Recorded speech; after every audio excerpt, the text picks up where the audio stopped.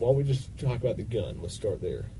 Okay. Well, anything I say here can and will be used against me. Okay. I've been through the system, buddy. I know how I know it you works. have. I know you have. You're Jeff. not my friend. I got a lot of physical evidence. Well, like what? Name the physical Well, I don't evidence. need. Why should I tell you that? You're No, trying I'm not trying to get All you. you're trying to get is some fucking stupid ass fucking confession. On an ordinary evening in 2011, an alarming situation unfolded at a local 7-Eleven when reports of an armed robbery flooded into the local police department. Responding swiftly, the police arrived at the scene, only to find the suspect had vanished. Expanding their search, they soon heard commotion emanating from a nearby house. With no other leads to pursue, they stormed into the residence, discovering Jeff Pearson, a known heroin addict, sitting inside with a gun. Despite lacking additional evidence, the police arrested Jeff and brought him in for questioning. Little did they know that Jeff Pearson, the presumed suspect, was about to embark on an unprecedented feat, outsmarting the cops at their own game, all while grappling with the harrowing throes of heroin withdrawals. This incident would go down in history as one of the rare occasions when a suspect single-handedly bested law enforcement. The captivating events of the next 24 hours were documented by police cameras within the interview room. Remarkably, in a deviation from the norm, this footage found its way onto the suspect's own YouTube channel, uploaded on the 25th of September 2011. The unfolding saga provides a unique glimpse into the dynamics of a high-stakes encounter between a suspect and the police, showcasing the unexpected turns that can transpire in the pursuit of justice. Jeff's saga takes a compelling turn as he becomes a cult figure and a legend within the interrogation community. Despite facing a potential minimum sentence of 10 years imprisonment, ranging up to a maximum of life without parole, Jeff's time in police custody turns into a mere 15 minutes of captivating footage. This unexpected twist catapults him from the brink of a lengthy incarceration to an unconventional day of indulging in drinks and candy, all while imparting a masterclass in handling oneself during police custody. The footage that unfolds provides a remarkable insight into the methods law enforcement employs during interrogations and, more importantly, how Jeff adeptly evaded them. Can you read with me? Just read in your head, okay? Before we ask you any questions, you must understand what your rights are. You have the right to remain silent. Anything you say can and will be used against you in the court of law. You have the right to talk to a lawyer for advice before we question you, and have him or her with you during questioning. If you cannot afford to hire a lawyer and you want one, a lawyer will be provided for you. If you decide to answer questions now without a lawyer present, you'll still have the right to stop answering questions at any time. You also have the right to stop answering at any time that you want until you talk to the lawyer. Does that make sense? You've probably heard these before, haven't you? With a seemingly unshakable demeanor, he navigates the intricate dance between suspect and interrogator, showcasing an unparalleled ability to outsmart the police at every turn. As the events unfold, viewers are treated to a riveting display of Jeff's prowess in the face of legal jeopardy. His actions serve as a tutorial of sorts, illustrating the strategic moves one can employ while in police custody. Okay, good cop. No, usually I'm the prick. You look like the prick. I am. From the subtle art of dodging incriminating questions to the artful negotiation of one's rights, Jeff's escapade becomes a captivating lesson for anyone curious about the nuances of dealing with law enforcement. In this unexpected turn of events, Jeff transforms from a potential convict to an unlikely instructor, leaving an indelible mark on the lore of police interrogations. The footage unveils Jeff Hancock in a compact, windowless room attired in prison scrubs. It's apparent that he has undergone processing and spent time in a cell, likely while the police gathered evidence and prepared for the impending interrogation. From the outset, Jeff demonstrates a keen awareness of his rights, immediately questioning whether he is under arrest and on what grounds.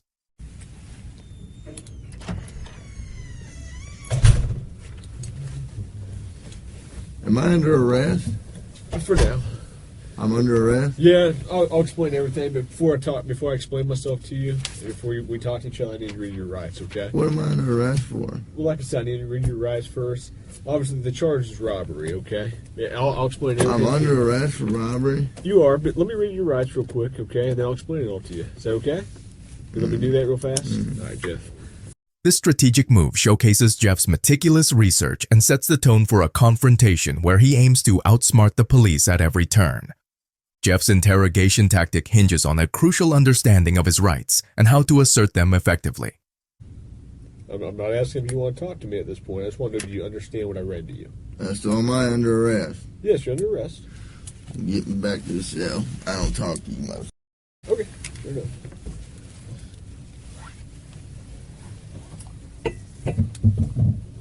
He wisely navigates through two distinct scenarios. If he's not being arrested or detained, he establishes that he's not obligated to stay and answer questions, asserting his freedom to leave the interrogation room. On the other hand, if he is being arrested, he knows to promptly request legal representation and maintain silence until a lawyer is provided. What are you trying to talk to me about here? Talk to you about what happened last night. Look, here's the deal. Either you're in a bad set of circumstances or you went and committed an armed robbery last night. Yeah, Right. I'm in a wrong place at the wrong time, obviously. I didn't commit no f***ing armed robbery. All right, then let's talk about this. Let's I not don't have keep nothing. up I the don't act. talk to the police, man.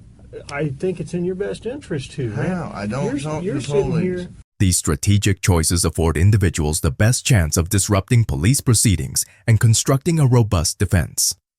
Adding a layer of amusement to the situation is the legal obligation of American officers to recite the Miranda warning when making an arrest. You have the right to remain silent. Anything you say. Cane will be used against you in the court of law. You have the right to talk to a lawyer for advice before we question you, And have him or her with you during questioning. and have him or her with you during questioning. If you cannot afford to hire a lawyer and you want one, A lawyer will be provided for you. This warning emphasizes a suspect's right to remain silent and consult an attorney. Jeff's familiarity with these rights further showcases his preparedness for the situation, transforming the interaction into a nuanced dance between a suspect and the law enforcement attempting to gather evidence against him. The significance of these three fundamental points is often underestimated by the average citizen, primarily due to the initial panic associated with being arrested. The anxiety surrounding the situation, coupled with the frequent exposure to these lines in media such as police shows and movies, tends to cause people to overlook the valuable information being provided to them during the reading of their rights. In reality, these rights serve as a crucial guide for individuals to safeguard themselves and ensure their protection while in police custody. One critical aspect the detective failed to emphasize during the Miranda warning is that when you request a lawyer while under arrest, law enforcement is legally prohibited from continuing the interrogation. This crucial right grants individuals an unequivocal refusal to answer any questions until they have legal representation present. Listen to, Because I already told you what happened. you didn't. How didn't I? You didn't tell me what happened last night. How didn't I But- just tell you what? But now you've handcuffed me, and I can't talk to you because you asked for an I want a lawyer. attorney. So, okay, that's fine. But I will tell you right now, you're still on a hold for a robbery. I know. I don't know why I need a fucking lawyer because obviously I didn't do nothing, and obviously you guys know I didn't do nothing because I've been arrested for the same bullshit before, and you guys don't interview me this much. So, wham bam, thank you for the coke. Put me back in the cell. We That's haven't my interviewed home. you yet. That's my home. All right? You haven't interviewed me yet. Yeah. I'm not being interviewed. I'm with a lawyer. That's what I'm saying.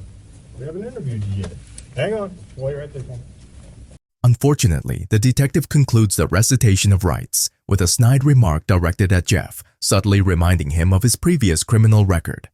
This remark appears designed to evoke a psychological impact, possibly undermining Jeff's confidence and reinforcing his status as a convicted individual. Such tactics illustrate the intricate dance between law enforcement and suspects during an interrogation, emphasizing the importance of a suspect's understanding and assertion of their rights. Having been expressly informed of his right to remain silent, Jeff wisely chooses to exercise that right at this crucial juncture. does that make sense? Do you understand your rights? Do you understand your rights, Jeff? Yes or no? You understand? We're getting paid more than you are, so we can sit here for a long time, man. I just need you to answer me yes or no. Do you understand your rights? Let's get through that question. Do you understand what I read you? Did you comprehend what I read you? Jeff, I'm just here to talk to you and figure out what happened and move you on out of here, at least some of it. So do you understand the rights I read to you? If you got something that says you didn't do this robbery, this is your chance to talk to us. The lead detective, perhaps anticipating a challenging interrogation ahead, leans back in his chair, attempting to convey an air of nonchalance. However, such body language often betrays a subtle unease, suggesting that the detective recognizes the impending complexity of the situation. In this moment, Jeff's decision to remain silent asserts a form of dominance over the interrogation. By opting for silence, he effectively discards the conventional expectations of immediate cooperation. The detective's attempt to project an air of indifference contrasts with the underlying tension, hinting at the potential difficulty the law enforcement officers may face during the forthcoming hours.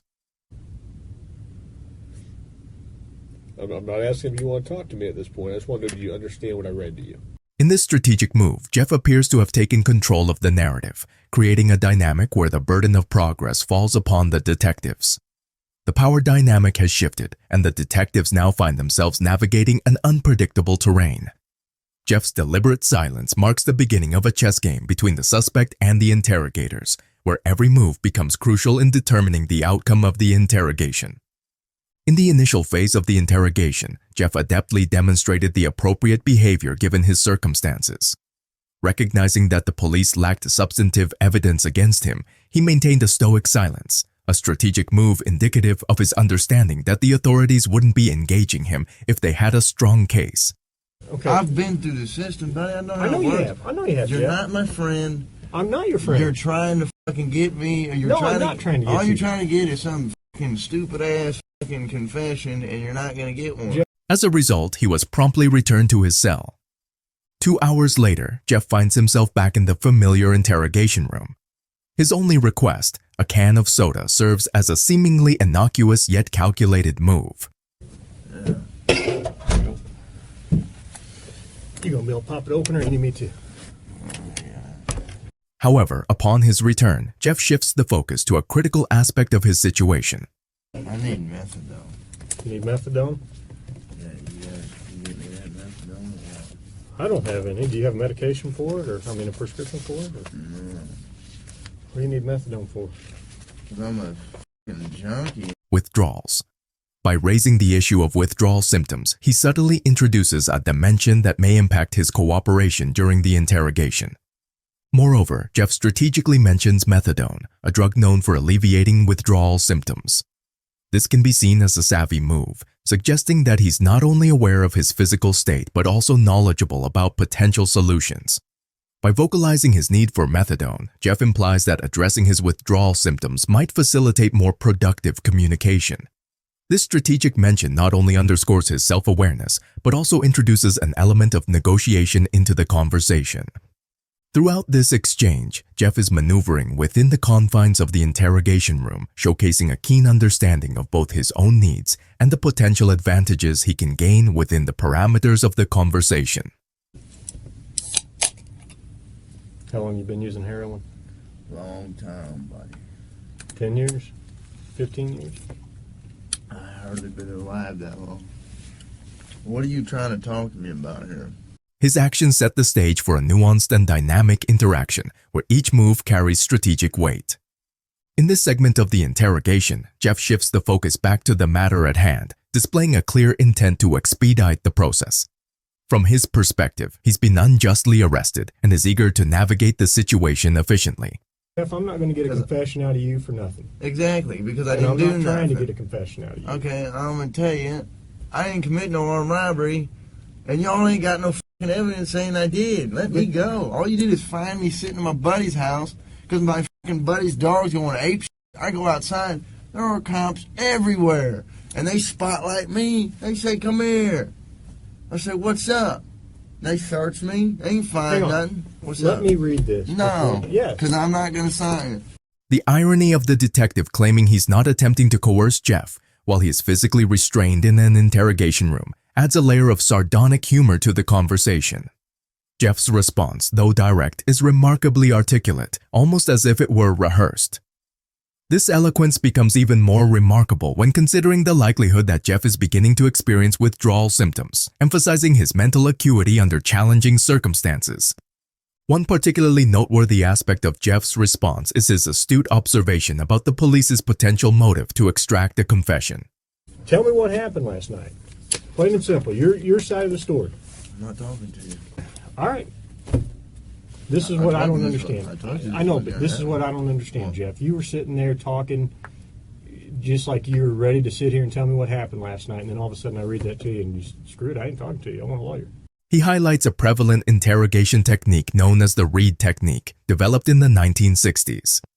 Jeff accurately describes its 9-step process, illustrating a deep understanding of the psychological tactics employed by law enforcement during interrogations. There. I didn't say I Or you lived stayed there. there. I just said I stayed there that night. Had you been there during the night? Yeah. Did Aaron know you were there? I'm pretty sure he did, yeah. I mean, he might have been asleep, but that's where I was staying that What night. time did you get there? No. You know what? I'm not answering no more questions. This is bullshit. I'm happy to help you out. You can't help me, man. Oh, I can't. The Reed technique involves a progression of steps aimed at leading the suspect to admit guilt. Jeff's recognition of this method showcases a high level of legal awareness and underscores the manipulative nature of some interrogation strategies. He effectively communicates the pressure and tactics used to force confessions, shedding light on the vulnerability of individuals facing intense police questioning. Basically, they put a parole violation on you. Put a violation on me. So I had this before, or what? No. I got you violated. You did? Yeah. For what? For armed robbery. I ain't been charged with armed robbery. I talked to Aaron. I talked to Becky. Yeah. Got their statements. When they made statements, what they their say? statements. Jeff's mention of the historical case that led to the development of the Reed technique, where a false confession was extracted, adds a layer of critique to the interrogation process. The next level of gaslighting suggests an awareness of the psychological manipulation involved in these situations, reinforcing Jeff's strategic and resilient stance throughout the interrogation. You haven't helped me out a lot. You give me a little bit, I give you a little bit. We go back and forth. I give you one of my pieces of evidence, now give me a little something. As the footage progresses, Jeff has invoked his right to legal representation, reiterating his refusal to answer questions. The detective, sensing the diminishing leverage in the interrogation, adopts a more desperate approach. Abandoning sophisticated techniques, he resorts to thinly veiled threats, falsely claiming to possess evidence that could potentially incriminate Jeff. I have enough evidence Like what? of the armed robbery, okay? But, you know, if you're saying you didn't do it, you need to give me your side of the story. The detective's desperation is palpable, and his tactics have shifted from attempting to manipulate Jeff through psychological strategies to resorting to a more straightforward, albeit questionable, approach. I didn't do it. Okay, well, give me your side of the story. You got, convince me. Because I got a lot of evidence. I got a lot of physical evidence. Well, like what? Name the Well, I don't need to, why should I tell you that? I mean, you haven't been helpful to me at all. You don't, because I don't believe that you got any evidence. By insinuating the existence of damning evidence, the detective aims to pressure Jeff into providing more information out of fear. Jeff's resilience becomes even more evident in this phase of the interrogation. Because I didn't do it, so there's no. Well, here's I'll give you one piece of my evidence, okay? Yeah. One piece. The phone for 7-Eleven was taken by the suspect, whoever that was, okay?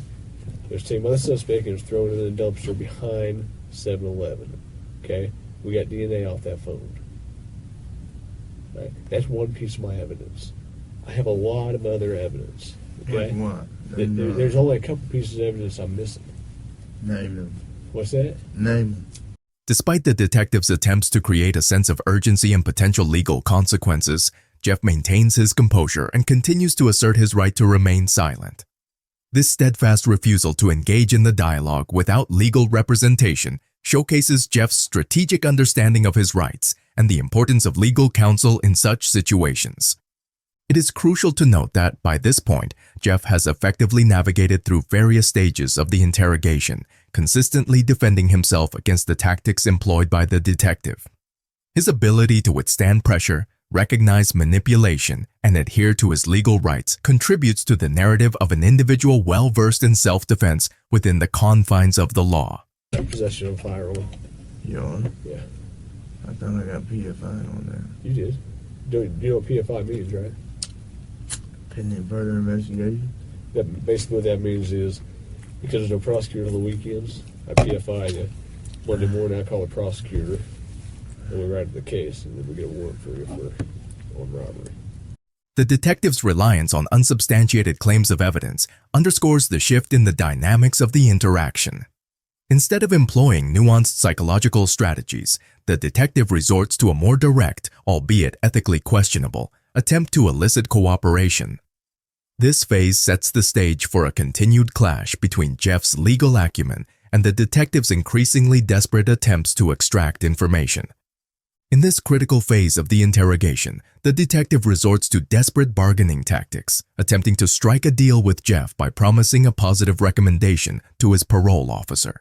Anything I say here can and will be used against me. Sure, but anything you say here, I can also tell your parole officer that What? you helped me out. That doesn't mean. Sure it does. Well, you're arresting me for robbery tomorrow, so what the does that do? Jeff, however, adeptly discerns the hollowness of such promises. To him, the prospect of a gold star on his record means little if it doesn't translate into tangible freedom. This exchange further emphasizes the detective's lack of concrete evidence against Jeff and their awareness that time is slipping away. You help me out, I can help you out in certain You ways. can't tell me that you can help me out, because all you said is that you're charging me with some bogus ass armed robbery bull. Okay. And I don't believe. There's no way. I didn't do it. There's no way. How drunk were you? Were you drunk? No, I was pretty sober. So you're in your right mind. You remember everything about the night, right? So you couldn't have done something not remembered.